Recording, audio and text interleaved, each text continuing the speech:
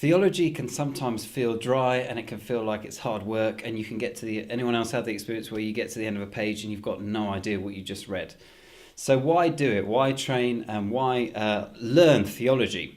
When I started at university, I thought I knew a lot, and then at the end of 3 years of theology, I realised I didn't know anything at all. And I began to discover how much of God there is to find out. The first commandment is to love the Lord your God with all your heart, with all your soul, with all your mind, and with all your strength.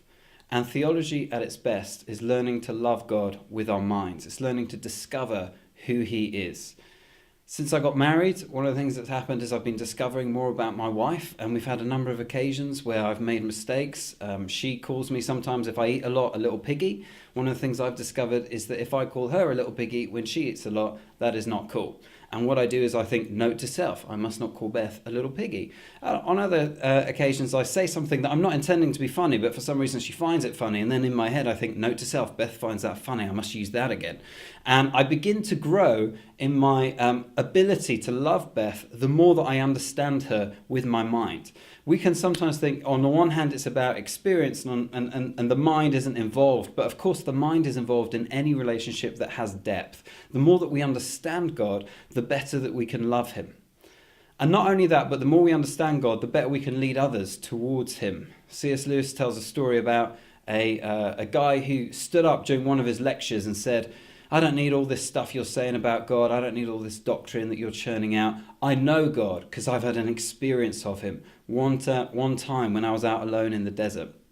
And Lewis's response to this guy was, yeah, he probably did have an experience of God.